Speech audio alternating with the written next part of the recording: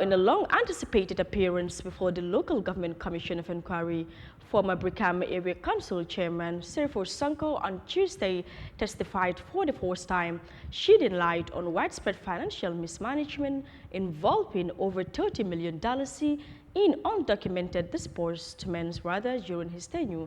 Now, Mamadi Barrow tells us more. Appearing before the Commission, investigating administrative and financial impropriety across local government institutions, Sonko squarely blamed the Council's Chief Executive Officer and Finance Director for authorizing large sums of disbursements without proper documentation or compliance with financial procedures.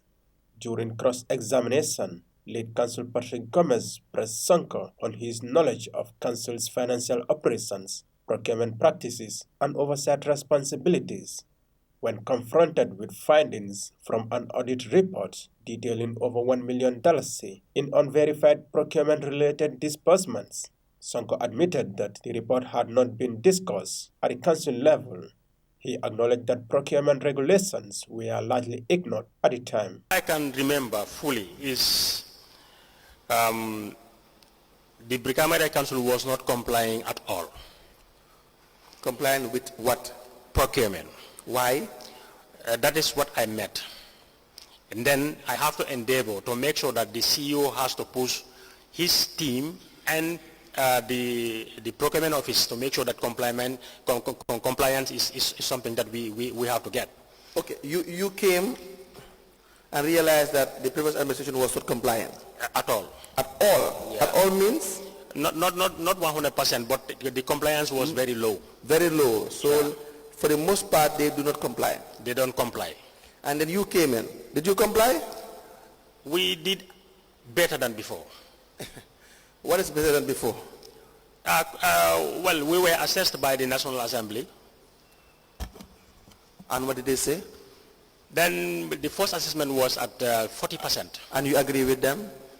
Yes, I agreed with them. I don't want to speak any less of the National Assembly, but if they assess with 40%, they would have been very wrong. Lead Council Gomez challenged Sonko's justification, arguing that the Council had failed comprehensively in procurement and dismissed Sonko's reference to a National Assembly assessment, pointing out that the National Assembly is an independent body and not an authority on Council compliance.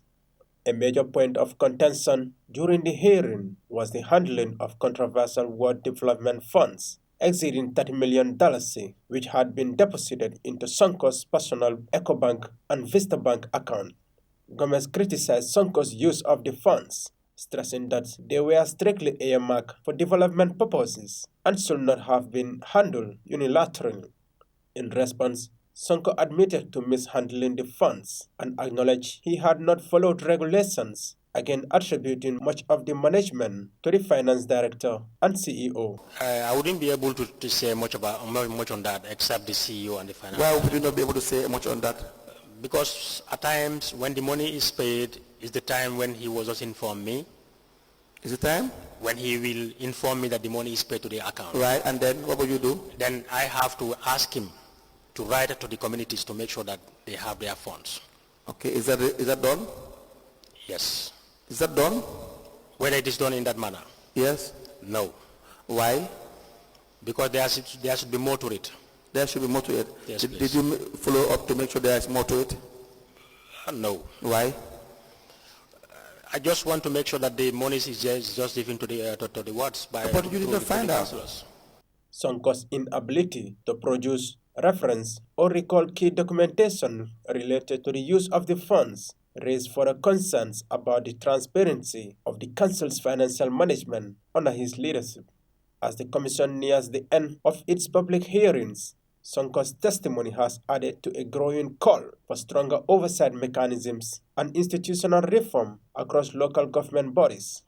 The question now is whether the inquiry's final recommendations will prompt real change or merely confirm what many see as a government structure deeply misaligned with democratic accountability.